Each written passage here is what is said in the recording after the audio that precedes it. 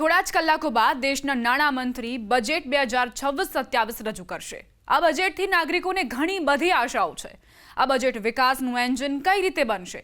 સામાન્ય માણસ માટે કઈ કઈ રાહત સરકાર આપી શકે છે? નોકરિયાત વર્ગ માટે આ વખતે કઈ મોટી રાહત હોઈ શકે છે? એ સિવાય મહિલાઓ, વિદ્યાર્થીઓ, વેપારીઓ, ખેડૂતો પણ પોતપોતાની આશાઓ સાથે આ બજેટ પાસેથી ઘણી બધી અપેક્ષાઓ રાખીને બેઠા છે। તેને લઈને જ આજે ચર્ચા કરીશું। અમારી સાથે આર્થિક બાબતોના નિષ્ણાંત સિદ્ધાર્થ ભટ્ટ જોડાયા છે। સિદ્ધાર્થભાઈ, આપનું સ્વાગત છે। જી સિદ્ધાર્થભાઈ, પહેલો પ્રશ્ન એ બજેટને લઈને કે શું નોકરિયાત વર્ગ માટે નવા ટેક્સ રિજીમમાં હજુ કોઈ વધુ રાહત મળશે? 12 લાખના 15 લાખ થશે ખરા? કોઈ ફેરફારની આશા રાખવી કે નહીં? એ શક્યતા ઓછી છે, કારણ કે 12 લાખમાં આપણા મેક્સિમમ કરદાતા આવી ગયા। જેટલા લોકો ઇન્કમ ટેક્સ રિટર્ન ભરે છે એમાંથી 90% તો 12 લાખથી નીચે વાળા છે, એટલે 12 લાખના 15 લાખ થાય તોય એવો કઈ ખાસ ફરક નહીં પડે, કારણ કે એવો ટેક્સ પેયર વર્ગ હાર્ડલી 1 થી 2% છે। પરંતુ એ વાત સાચી છે કે સ્ટાન્ડર્ડ ડિડક્શન 75,000 લાખ રૂપિયા કરી શકે, એ રીતે નોકરિયાત વર્ગને એટલો ફાયદો થઈ શકે। એટલે 12 લાખના સ્થાને પછી 12,75,000ના સ્થાને 13 લાખ સુધી આ ટેક્સ રિજીમ પહોંચી શકે છે। હા, અત્યાર સુધી કેવું થતું હતું કે માની લો કે મારી 12 લાખ રૂપિયા સુધી કોઈ ટેક્સ ભરવાનો નહોતો, એમાંથી સ્ટાન્ડર્ડ ડિડક્શન 75,000 હતું। એ 75,000 રિવાઇઝ કરી અને બીજા 25,000 ઉમેરે તો લાખ થાય, અને જો મહેરબાન થાય નાણામંત્રી તો 1.5 લાખ કરી શકે। કારણ કે નોકરિયાત વર્ગને શું થતું હોય છે, સૌથી બાપડો સોડી વચ્ચે સોપારી સેન્ડવિચ થઈ જતો હોય છે નોકરિયાત વર્ગ। ધંધાદારીને તો શું કે ધંધામાં નફો થાય અને નુકસાન નહીં થાય। ખેડૂતોને કોઈ ટેક્સ લાગતો નથી, કારણ કે એમની આવક એટલી હોતી નથી। હવે વધ્યું કોણ? તો નોકરિયાત વર્ગ, જેને ઓર્ગેનાઇઝ સેક્ટરમાં છે। તો એ લોકોને ઘર ખર્ચના પૈસા બાદ નથી મળતા હોતા, પેટ્રોલના ખર્ચો બાદ નથી મળતો હોતો।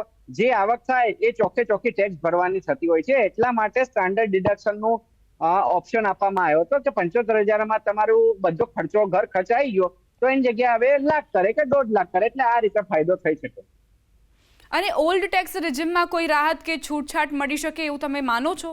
કોઈ એવા એમાં પણ છૂટછાટ મળી શકે નવા ટેક્સ રિજીમના સ્થાને કોઈ જે જૂનું ટેક્સ રિજીમ છે તે એક્સેપ્ટ કરે તો? ઓલ્ડ ટેક્સ રિજીમમાં શું છે, મને એવું લાગે છે કે આ વખતના બજેટ અનાઉન્સમાં એક લોક લાગણીની કે હવે એક જ ટેક્સ સિસ્ટમ રાખો। પહેલા શું હતું, 0 થી 4 લાખ, 4 થી 8 લાખ, 8 થી 12 લાખ, 12 લાખથી એવું 4 લાખનો સ્લેબ હતો। 5%, 0%, 5%, 10%, 15%, 20% એવી રીતે। તો જૂના સ્લેબમાં એ એઝ ઇટ ઇઝ રહેશે, અને એ તો હવે અબોલિશ જ કરવાનું છે। નવો ઇન્કમ ટેક્સ કોડ આવવાનો છે, એટલે હવે જોઈએ આ બજેટમાં શું અનાઉન્સમેન્ટ કરે છે। નવો ઇન્કમ ટેક્સ કોડ આવશે એટલે જૂની ટેક્સ સિસ્ટમ નાબૂદ થઈ જવાની શક્યતા છે। અને હવે બધા ઓલમોસ્ટ જેટલા લોકો ઇન્કમ ટેક્સ રિટર્ન ભરે છે, તો જે લોકોની આવક 10 લાખ કરતા ઉપર છે એમાંથી 75% લોકો ન્યૂ ટેક્સ સિસ્ટમમાં, ન્યૂ સ્લેબ સિસ્ટમમાં જતા હોય છે, એટલે કે 12 લાખ સુધીની જે કર મર્યાદા હોય છે એમાં જતા હોય છે। એટલે જે એટીસી, એટીડી ના જે બચત ઇન્વેસ્ટમેન્ટ કરતા હતા, રોકાણો કરતા હતા, તો એક એવી માંગણી પણ છે કે એ એટીસી, એટીડી ની સ્કીમ ચાલુ પણ રાખે, જેથી કરીને એક બચતની બચત થાય અને ઇન્સ્યોરન્સનો ઇન્સ્યોરન્સ મળી જાય। નહીતર શું થાય, આ બધા પૈસાઓ શેર બજારમાં ઠલવાતા હતા કે હવે કોઈ ટેક્સ બેનિફિટ નથી મળતો તો શું કરવા રોકાણ કરીએ। એટલે એક એટીસી, એટીડી ચેપ્ટર 6 એના ડિડક્શન જો પાછું રીઇન્ટ્રોડ્યુસ નવી સ્કીમમાં કરવામાં આવે તો ઓપ્શનલ રાખવાનો તો એક સારું રહે, પરંતુ જૂની સ્કીમમાં કાં તો નાબૂદ થઈ જાય, પણ એમાં કોઈ ફેરફાર થાય એવી શક્યતા આજની તારીખે નહીવત છે, કારણ કે હવે એટલું એ રિલેવન્ટ રહ્યું નથી। જી સિદ્ધાર્થભાઈ, હવે આવીએ હોમ લોન પર કે હાલ 2 લાખ સુધીની જે વ્યાજ છૂટ મળે છે, શું એ મર્યાદામાં કોઈ વધારો સંભવ છે, જેથી મિડલ ક્લાસ ફેમિલીઝ જે છે તેમની માટે આ ઘરનું જે સપનું છે તે સાકાર થઈ શકે? 100% કે ઇન્કમ ટેક્સમાં સેક્શન 24B માં પણ વ્યાજનું ડિડક્શન મળતું હોય છે, ઇન્ટરેસ્ટ ઓન હાઉસિંગ લોન। અને પ્રધાનમંત્રી આવાસ યોજના છે, PMAY, એ પ્રધાનમંત્રી આવાસ યોજનાઓમાં પણ એવું કહેવામાં આવ્યું હતું કે 1 કરોડથી વધારે પાકા ઘર બનવામાં આવ્યા છે કે જે બીપીએલ કેટેગરીમાં હોય કે મિડલ ક્લાસ ઇન્કમમાં હોય। તો આ વખતના બજેટમાં એવી આશા રાખવામાં આવે છે કે બજેટ એલોકેશન હાઉસિંગ સેક્ટર માટે વધારવામાં આવે અને ઇન્ટરેસ્ટ ઉપર સબસિડી આપવામાં આવે। કે માની લો કે 10%ની ઇન્ટરેસ્ટ રેટ હોય, લોન, હાઉસિંગ લોન લીધી હોય 11%ની, તો એમાંથી અપ ટુ 6.5%, 6.5% સુધીની સબસિડી, ઇન્ટરેસ્ટ સબવેશન સરકારશ્રી તરફથી આવે, બાકીનું ઇન્ટરેસ્ટ આપણે મકાન માલિકે પે કરવાનું હોય, જે પ્રોપર્ટી ઓનર હોય। એમાં પણ એક જોગવાઈ એવી હોય, જો બહેનોના નામે પ્રોપર્ટી રજીસ્ટર્ડ હોય તો એમાં 1-1.5% વધારાનો લાભ મળે, વધારાનો બેનિફિટ મળે.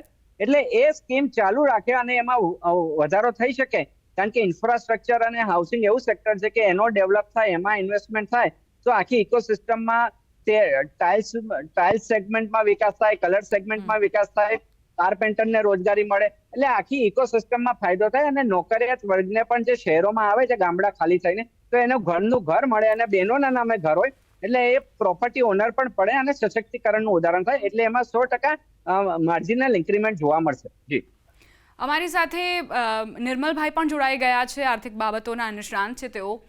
નિર્મલભાઈ, આપનું સ્વાગત છે. તમને પણ એ જ પ્રશ્ન કે ગયા વર્ષે જે નોકરિયાત વર્ગ માટે મોટી રાહત આપવામાં આવી હતી, 12.75 લાખ સુધીની આવક જે છે તે ટેક્સ ફ્રી કરાઈ હતી, આ વખતે નોકરિયાત વર્ગ શું આશા અપેક્ષા રાખી શકે છે? શું આ રકમ હજુ વધી શકે છે? જ્યારે નાણાકીય વર્ષ 2025-26 માટેનું અંદાજપત્ર રજૂ થયું ત્યારે સરકાર સમક્ષ બહુ મોટા પડકારો હતા અને એ પડકારો જીઓપોલિટિકલ હતા. જેમ કે ઇઝરાયલ હમાસ યુદ્ધના પડઘા સમગ્ર વિશ્વમાં પડઘાઈ રહ્યા હતા. યુક્રેન રશિયા યુદ્ધની બહુ ઘેરી અસરો ન માત્ર એ બે રાષ્ટ્રો પણ સમગ્ર વિશ્વના દેશો પર પડેલી હતી. આવી જ રીતે નવા સત્તારૂઢ થયેલા નવી ટર્મના ડોનાલ્ડ ટ્રમ્પ નો ટેરિફ અંગેનો ભય સમગ્ર વિશ્વને સતાવી રહ્યો હતો અને એમાં પણ ભારત માટે ખાસ કરીને બહુ મોટો પડકાર હતો. સરકાર આ પરિસ્થિતિનો અંદાજ લેવામાં સફળ રહી. સરકારે ત્યારે જ નક્કી કર્યું કે મધ્યમ વર્ગ છે કે જેની અત્યાર સુધી મહદઅંશે અવગણના થઈ હતી, એના હાથમાં જો ખરીદ શક્તિ ઉમેરવામાં આવે તો આ મધ્યમ વર્ગ દેશના સ્થાનિક બજારમાં માંગમાં સર્જન કરવામાં બહુ મોટું યોગદાન આપી શકે એમ છે. આ સિવાય પણ આગળ વધતા સરકારે જીએસટીના દરોમાં ઘટાડો પણ કર્યો, મોંઘવારી ઉપર કાબુ રહે એવા પ્રયત્નો કર્યા અને પરિણામે આવ્યું કે દેશમાં જે સ્થાનિક માંગ છે મધ્યમ વર્ગ દ્વારા કે જેને અનેક વસ્તુઓની ખરીદી કરવાની હજી બાકી છે, તેઓ દ્વારા પૂરબહારમાં માંગ નીકળી પડી. સરકારનું એક પણ વખતનું જીએસટી કલેક્શન ઘટ્યું નહીં, સરકારની ડાયરેક્ટ ટેક્સ કલેક્શનની આવક પણ ઘટી નહીં. આમ વેરા ઘટાડવા છતાં પણ સરકાર એની આવક જાળવી રાખવામાં કે વધારવામાં સફળ સાબિત થઈ. પરિણામે આ વખતના અંદાજપત્રમાં પણ સરકાર હજુ વધુ એક વખત મધ્યમ વર્ગને રાહત આપે એવી એક સંભાવના છે, મધ્યમ વર્ગને પ્રોત્સાહિત કરે એવી એક સંભાવના છે. અનેક જગ્યાએ આપણે વાંચીએ છીએ, સાંભળીએ છીએ કે સ્ટાન્ડર્ડ ડિડક્શન 75,000 માંથી 25,000. 25,000 મારા મતે બહુ નાનો ટુકડો છે. સ્ટાન્ડર્ડ ડિડક્શન ફક્ત 25,000 નહીં, ઓછામાં ઓછું 50,000 જેટલું વધારવું જોઈએ અને એ ઉપરાંત આવકના જે સ્લેબ છે અને એ સ્લેબને લાગુ પડતા આવકવેરાના દર છે એ બંનેને જો હજુ વધારે આકર્ષક બનાવવામાં આવે તો આ દેશમાં હજુ વધુ એક વખત મધ્યમ વર્ગ સરકારની સાથે રહે, માંગ પૂરબહારમાં ખીલે, સરકારને વેરા સ્વરૂપની આવક થાય અને સ્થાનિક ઉદ્યોગોને વસ્તુના વેચાણ કે સેવાના વેચાણ થકી પ્રોત્સાહન મળે. તો વધુ એક વખત સરકાર મધ્યમ વર્ગ પર ભરોસો રાખશે અને મધ્યમ વર્ગને ઉત્તેજિત કરવા માટેના પગલાઓ આ અંદાજપત્રમાં જાહેર કરશે. સવાલ છે જૂની ટેક્સ રિજીમ અને નવી ટેક્સ રિજીમ.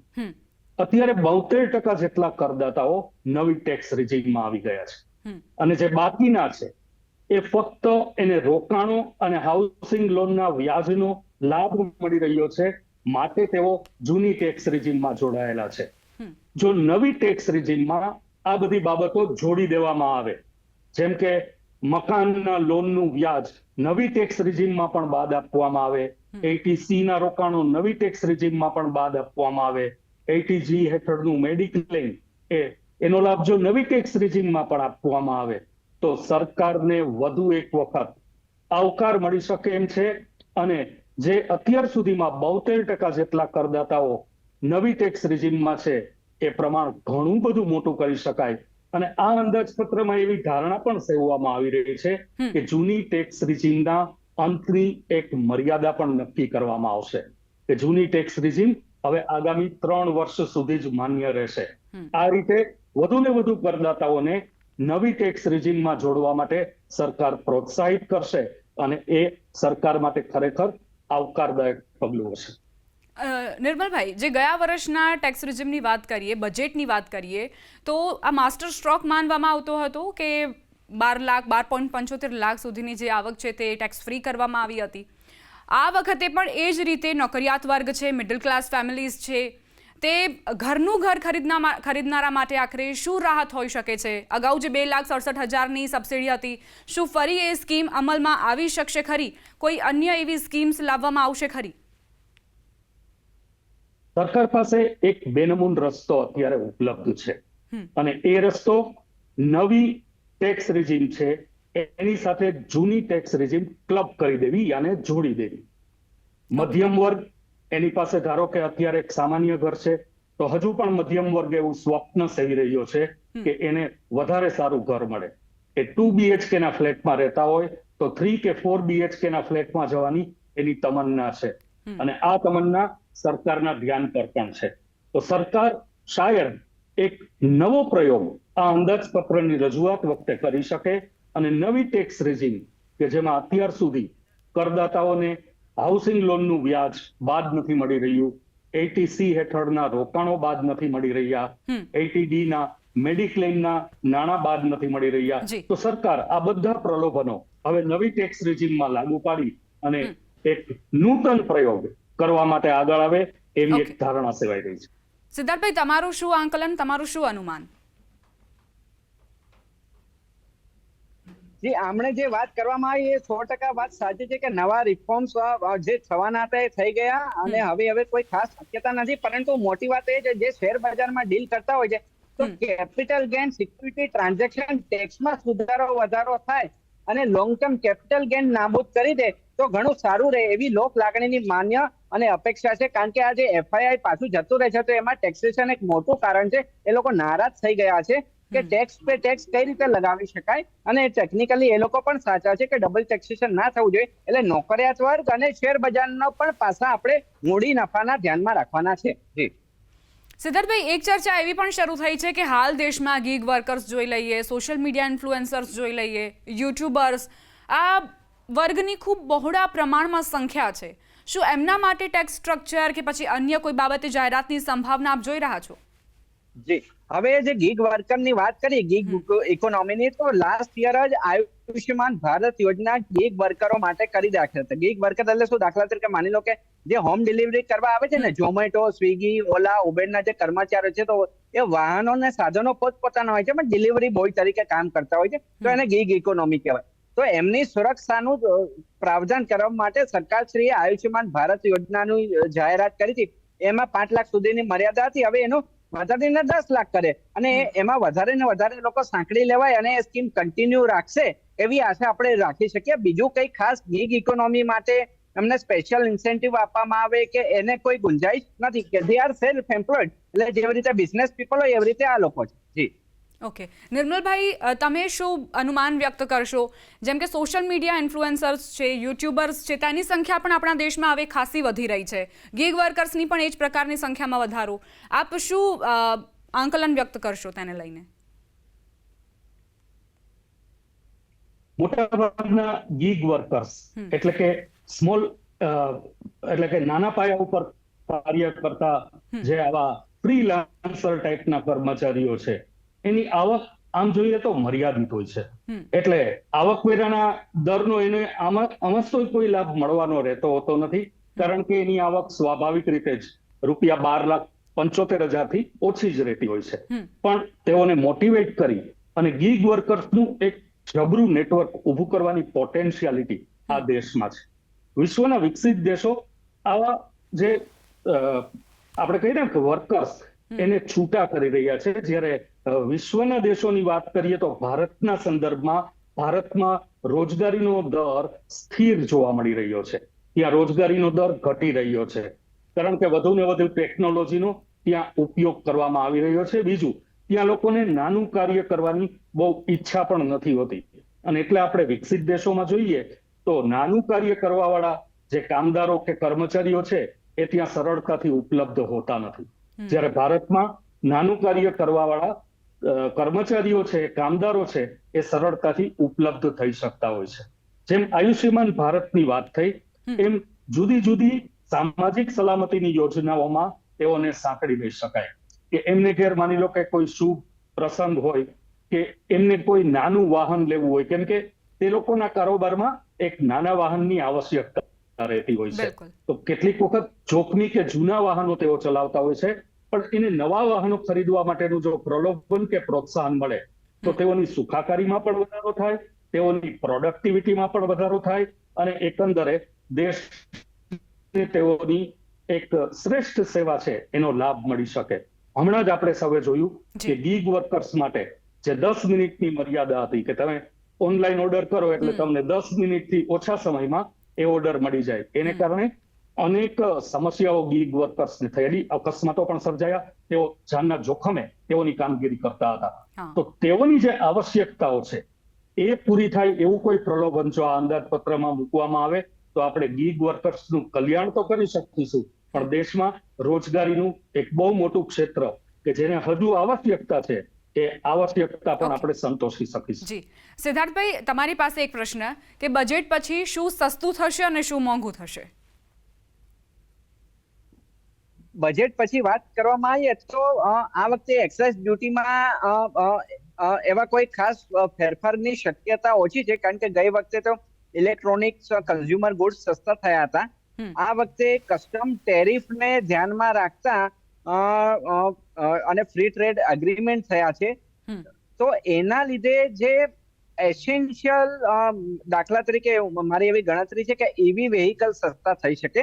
એક બાજુ ટેરિફના વોર ચાલી રહ્યું છે અને જે મિનરલ્સની વાત ચાલી રહી છે, અને એફટીએ કરવાથી ફોરેન પ્લેયર, દાખલા તરીકે યુરોપનું ટ્રેડ ડીલ થઈ તો હજી વાર લાગશે, પરંતુ ઓસ્ટ્રેલિયા સાથે અને યુકે સાથે જે ટ્રેડ ડીલ થઈ છે એટલે આપણા ડોમેસ્ટિક ઇન્ડસ્ટ્રીને સાચવવા માટે એમાં બેનિફિટ, ઇન્ટરેસ્ટ સબવેન્શન, એમએસએમઈ ના લાભો એ આપવામાં આવી શકે.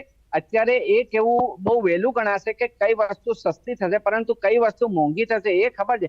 પાન મસાલા, બીડી, તમાકુ, ગુટકા, આલ્કોહોલ, એ બધી વસ્તુ મોંઘી થશે અને સસ્તામાં ઓલરેડી ઇન્ફ્લેશન કંટ્રોલ ઉપર છે, પેટ્રોલના ભાવ કંટ્રોલ ઉપર છે, એટલે હજી વધારે કોઈ પેદાશો સસ્તી થાય એવી કોઈ શક્યતા નથી. રોજમરોજની ચીજો હોય, માની લો કે એગ્રીકલ્ચર છે તો ખેત પેદાશો તો આમે ટેક્સમાં આવતી નથી, એટલે શાકભાજી ને એમાં કોઈ ગવર્મેન્ટનો કંટ્રોલ હોતો નથી.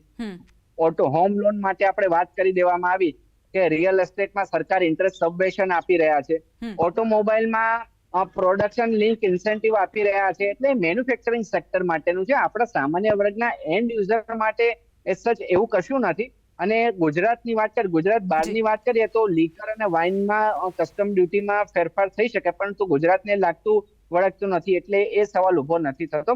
ટુરિઝમ સેક્ટરને ટેકો આપવા માટે કેપિટલ એક્સપેન્ડિચર કરશે, એટલે આપણને સીધી રીતે ફાયદો નહીં થાય, પરંતુ આડકતરી રીતે કેપિટલ એક્સપેન્ડિચર કરવાના લીધે લોકોના ખીચામાં પૈસા આવશે, એ આપણે કહી શકશું.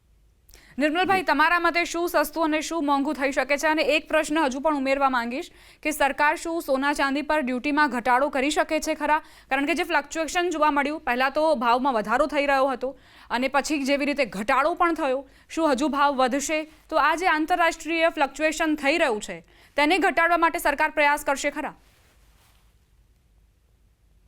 આપના બીજા પ્રશ્નનો જવાબ પહેલા આપો. જે રીતે સોના અને ચાંદીના ભાવ, અલબત્ત કાલે એમાં ડ્રાસ્ટિક ઘટાડો નોંધાયો, પણ ત્યાં સુધી તો એ ઉત્તરોત્તર વધારાની જ સ્થિતિ દર્શાવી રહ્યા હતા. અને ત્યારે લોકોને એવી એક માંગ હતી કે સરકાર જો ડ્યુટી ઘટાડે, ઇમ્પોર્ટ ડ્યુટી ઘટાડે તો સોનાના ભાવ ઓછા થઈ શકે. ભારત જેવો દેશ કે જે સતત વિદેશી હુંડિયામણની જરૂરિયાત અનુભવતો હોય, એ ક્યારેય પણ આવી વસ્તુને પ્રોત્સાહન ન આપે એવી એક પ્રાથમિક માન્યતા છે. સરકાર એવા પગલાઓ ન લે કે દેશમાં સોનાની માંગ નીકળી પડે, કારણ કે સોનું આપણા દેશમાં ઉત્પાદિત નથી થતું, સોનાની આપણે આયાત કરવી પડે છે અને આયાત માટે આપણે વિદેશી હુંડિયામણનો ઉપયોગ કરવો પડે છે. અને સોનું 100% નોન પ્રોડક્ટિવ પ્રોડક્ટ છે, કેમ કે કાં તો એનો પહેરવામાં ઉપયોગ થાય અને કાં તો બેંક લોકરમાં કે ઘરમાં એનો સંગ્રહવામાં ઉપયોગ થાય. સોનાની આયાત વધે અને અર્થતંત્રમાં નાણું ફરે એવું તો બનવાનું નથી, ઉલટાના નાણાંના પ્રવાહને અવરોધ દેખાતો હોય છે, અવરોધાતો હોય છે. તો સરકાર સોના કે ચાંદી ક્ષેત્રને કોઈ પ્રોત્સાહન આપે હવે આટલી બધી જ્યારે એની કિંમત વધી ગઈ છે ત્યારે કે દેશના લોકોએ ખરીદવા નીકળે, એવી હું જૂજ શક્યતાઓ જોઉં છું. આપે પહેલો પ્રશ્ન કર્યો કે કઈ વસ્તુ સસ્તી થશે, કઈ વસ્તુ મોંઘી થશે. તો હવે તો વેરાનું માળખું અગાઉ હતું કે બધી જ વસ્તુઓના વેરા કેન્દ્ર સરકારના અંદાજપત્રમાં જ જાહેર કરવામાં આવતા હતા, પણ હવે જીએસટી નું એક અલગ માળખું ઊભું કરવામાં આવ્યું છે અને જીએસટી કાઉન્સિલ દ્વારા વેરાના દરોની વધઘટ નક્કી કરવામાં આવતી હોય છે. પણ હા, એટલું હું ચોક્કસ કહીશ કે કૃષિ ક્ષેત્રએ 3% વિકાસ દર નોંધાવ્યો, જે આવકાર્ય કહી શકાય. મેન્યુફેક્ચરિંગ ક્ષેત્રએ 7% વૃદ્ધિ દર દર્શાવ્યો, ડેફિનેટલી આવકારદાયક કહી શકાય. એનાથી આગળ વધીએ તો સેવા ક્ષેત્રએ 9% વૃદ્ધિ દર દર્શાવ્યો, કાબિલેદાદ કહી શકાય. આવા ક્ષેત્રોમાં હજુ પણ જો પ્રલોભન રૂપી વેક્સિનેશન કરવામાં આવે, એટલે કે આવા ક્ષેત્રોને હજુ પ્રોત્સાહન આપવામાં આવે, જેમ કે મેન્યુફેક્ચરિંગ ક્ષેત્ર છે, એમાં હજુ પણ જે ઉદ્યોગો બાકી છે એને જો પ્રોડક્શન લિંક્ડ ઇન્સેન્ટિવ PLI નો લાભ આપવામાં આવે તો હજુ પણ તેઓ સારું પરફોર્મન્સ દાખવી શકે એમ છે. આ ઉપરાંત નિકાસલક્ષી એકમો છે તેને જો વધારાની સબસિડી આપવામાં આવે કે તેઓને વધુ રકમની લોન આપવામાં આવે આધુનિક મશીનરી વગેરે ખરીદવા માટે, નવું મકાન બાંધવા માટે, તો હજુ પણ મેન્યુફેક્ચરિંગ ક્ષેત્ર અને સેવા ક્ષેત્ર વધારે સારો દેખાવ કરી શકે એમ છે. અને આ બંને ક્ષેત્રો, કૃષિ ક્ષેત્ર સહિત જ્યારે સારો દેખાવ કરશે ત્યારે સ્વાભાવિક છે કે તેની કોસ્ટ નીચી આવશે અને પરિણામે વસ્તુઓની કિંમત ઘટી શકશે. તો સરકારે ઇન્સેન્ટિવ રૂપી બુસ્ટર ડોઝ આ કૃષિ ક્ષેત્ર, મેન્યુફેક્ચરિંગ ક્ષેત્ર અને સેવા ક્ષેત્રને આપવો જોશે, તો દેશમાં હજુ પણ વસ્તુની કિંમત ઘટાડી શકાશે, મોંઘવારીનો દર પણ કાબૂમાં રાખી શકાશે. સિદ્ધાર્થભાઈ, આપને સવાલ કે જ્યારથી 2019થી ખેડૂતો માટે કિસાન સન્માન નિધિની રકમ 6,000 નક્કી કરાઈ હતી તે યથાવત જ છે. શું આ વખતે તેમાં વધારો સંભવ છે? ખેડૂતો આશા રાખી શકે છે કે તેમને આ જે હપ્તો આપવામાં આવે છે તેમાં હજુ વધારો થશે? કારણ કે ખેડૂતોની માંગ હતી કે 8,000થી 12,000 સુધીની જો આ રકમ થઈ જાય તો તેમને ફાયદો રહેશે. હવે આર્થિક ઇકોનોમિક સર્વે આવ્યો, એનું વિશ્લેષણ કરીએ તો એમાં ચોખ્ખું કીધું છે કે કેશ ડોલ એટલે કે કેશ બેનિફિટ ના આપવા જોઈએ. એટલે જો સરકાર આવું કરે તો એમના જે ઇકોનોમિસ્ટ જે વાત કે છે એની સાથે વિરોધાભાસ થાય અને લોકોને આત્મનિર્ભર બનાવવાની વાત છે. એટલે મને કોઈ એવું લાગતું નથી કે આ સરકાર વધારે કઈ બેનિફિટ, કેશ બેનિફિટ આપે. ઉલટાના ખેડૂતોને પગભર કરવા માટે સ્કીમ, ઇન્સેન્ટિવ, ઇનોવેશન ને એ બધું કરવું જોઈએ. કેશ બેનિફિટ, કેશ ટ્રાન્સફર કરવા માટે એ આપણી ઇકોનોમીને આળસુ ઇકોનોમી બનાવવા તરફ જવાનું આ પગલું કહી શકાય. એટલે એવી શક્યતા નહીં વધે. સિદ્ધાર્થભાઈ, હીરા અને ટેક્સટાઇલ ઉદ્યોગને લઈને આપનું શું આંકલન? તેમને શું રાહત મળી શકે છે? શું અનુમાન છે? હીરા અને ટેક્સટાઇલમાં એક્સપોર્ટ ઇન્સેન્ટિવ આપવામાં આવશે, જે ટેરિફનો માર પડ્યો છે અને યુરોપના રસ્તા ખુલ્યા છે, એટલે એની માટે સ્પેશિયલ એક્સપોર્ટ ઇન્સેન્ટિવનું આયોજન કરવામાં આવશે. સાથે સાથે જે ડ્યુટી ડ્રોબેકની સ્કીમ છે એમાં સવલત આપી દેવામાં આવે. ટૂંકા ગાળાની રાહતો હશે, ક્રેડિટ ફ્રી લોન આપવાની વાત આવશે. આ બધા પગલાઓ લઈ શકે, પણ ડાયરેક્ટ ફાયદો એવો કશો લાંબા ગાળાનો નહીં થાય. નિર્મલભાઈ, આપને પણ આ જ સવાલ કે ટેક્સટાઇલ અને હીરા ઉદ્યોગને લઈને સરકાર શું રાહત આપી શકે છે? અમેરિકાની ઊંચી ટેરિફ નીતિના કારણે ટેક્સટાઇલ ઉદ્યોગને બહુ માઠી અસર પહોંચી હતી અને તમિલનાડુ કે જ્યાં ટેક્સટાઇલ ઉદ્યોગ પૂર બહારમાં ખીલ્યો છે ત્યાં સૌથી વધુ અસર દેખાણી હતી. મોટાભાગે રોજગારી ખરડાવા અંગેના પ્રશ્નો ત્યાં ઉદ્ભવ્યા હતા. ટેક્સટાઇલ મિલ બંધ થઈ જાય ત્યાં સુધીની ગંભીર સ્થિતિ ત્યાં નિર્માણ પામી હતી અને પરિણામે તેઓએ ઉપરાષ્ટ્રપતિને આવેદન પત્ર પણ આપેલું. આ બધી બાબત કેન્દ્ર સરકારના ધ્યાનમાં હતી અને માટે જ 2007થી આપણે યુરોપિયન યુનિયન સાથે વાટાઘાટો કરી રહ્યા હતા, પણ સરકારને એવું લાગ્યું કે હવે એને પરિણામલક્ષી બનાવવાની જરૂર છે, કારણ કે યુએસના દ્વાર આપણા માટે મોટા ભાગે બંધ જેવા થઈ ચૂક્યા છે. અલબત્ત યુએસની આપણે બહુ વાતો કરીએ છીએ, પણ આપણી કુલ નિકાસમાં યુએસમાં થતી નિકાસ ફક્ત 4% છે. એટલે યુએસમાં થતી નિકાસ કદાચ ખરડાય તો એને કારણે આપણને બહુ મોટું નુકસાન થાય એવું નથી, પણ આપણા મિત્ર દ્વારા એક દરવાજો બંધ કરવામાં આવ્યો એને કારણે આ વાત ચર્ચાના એરણે ચડી છે. ટેક્સટાઇલ ઉદ્યોગ EU છે, યુરોપિયન યુનિયન, કે સાવ હળવા ટેરિફના દર લાગુ પાડવામાં આવશે. પરિણામે આવશે કે અહીંના ટેક્સટાઇલ ઉદ્યોગ ત્યાં મબલક પ્રમાણમાં નિકાસ કરી શકશે અને અમુક નિર્ણયો તો તાત્કાલિક અમલીકરણમાં આવવાના છે. તો તરત જ ત્યાં જો ટેક્સટાઇલ ઉપર ટેરિફ ઘટાડવામાં આવશે કે જે તાત્કાલિક અમલમાં મૂકવાનો નિર્ણય છે, તો ટેક્સટાઇલ ઉદ્યોગને વેગ મળી શકે એમ છે. આવી જ રીતે ડાયમંડ એટલે કે હીરા ઉદ્યોગની વાત કરીએ તો તેની પણ તે જ સ્થિતિ હતી. નકલી હીરાને કારણે સમગ્ર વિશ્વના લોકોમાં જે હીરા અંગેનું એક વિશ્વાસનું વાતાવરણ હોવું જોઈએ એ દોડાયું હતું, પણ હવે તેઓમાં હીરા પ્રત્યેનું આકર્ષણ જાગે એ માટેના પગલાઓ પણ સરકાર લઈ રહી છે. હીરા ઘસુઓ છે એના માટે પણ સલામતી અંગેની યોજના આ અંદાજપત્રમાં જાહેર થવી જરૂરી. આમ બહુપાખીય રીતે જો હીરા ઉદ્યોગને લાભ થાય એવી જાહેરાત કરવામાં આવે કે જેની પૂરી શક્યતા છે, તો હીરા ઉદ્યોગનું પરફોર્મન્સ પણ આપણને સુધરતું અને વિકસતું જોવા મળી શકશે. નિર્મલભાઈ, હવે એક પ્રશ્ન છે આયુષ્માન ભારત યોજનાને લઈને. કોઈ ફેરફાર, કોઈ છૂટછાટની સંભાવના ખરી? જે વય છે 70 વર્ષની તેને ઘટાડીને 60 વર્ષ કરવામાં આવી શકે છે ખરા? અત્યારે આયુષ્યમાન ભારતને કારણે અગાઉ લોકોને નાની એવી સારવાર લેવી હોય, મોતિયોનું ઓપરેશન કરાવવું હોય તો પણ લોકો નાણાં શોધવા માટે નીકળતા હતા. એને બદલે આજે કિડનીની સર્જરી હોય, લીવરની સર્જરી હોય કે એ સિવાયની પણ કોઈ મેજર સર્જરી હોય તો એમાં સરકારના આશીર્વાદ હોય છે. અને એટલે જ આયુષ્યમાન ભારત કે દેશના લોકોના નાગરિકોનું આયુષ્ય વધે એવી સરકારની નેમ અને ભાવના છે. તો આજે હવે આરોગ્યની દ્રષ્ટિએ લોકોએ ક્યાંય ભીખ માંગવા કે નાણાં શોધવા કે લોન લેવા જવું પડતું નથી. 70 વર્ષની અત્યારે જે મર્યાદા છે એ સિનિયર સિટીઝનોની એક લાગણી છે કે અમે 60 કરતા વધારે વર્ષના છીએ પણ 70 થી ઓછી વયના છીએ, પણ આ એક એવી અવસ્થા છે કે એમાં સ્વાસ્થ્યલક્ષી પ્રશ્નો થાય તો અમને પણ આયુષ્યમાન ભારત યોજનામાં સમાવવામાં આવે. તો સરકારના ધ્યાને આ વાત છે અને સરકાર તેઓને આશીર્વાદ આપવા અને તેઓના આશીર્વાદ મેળવવા માટે કૃત નિશ્ચયી હોય એવું અત્યારે જણાઈ રહ્યું છે. શક્ય છે કે આગામી અંદાજપત્રમાં 60+ એટલે કે સિનિયર સિટીઝન નો પણ આયુષ્યમાન ભારત યોજનામાં સમાવેશ કરવામાં આવે. બાકી અત્યારે એની જે લિમિટ છે એ સંતોષજનક દેખાઈ રહી છે.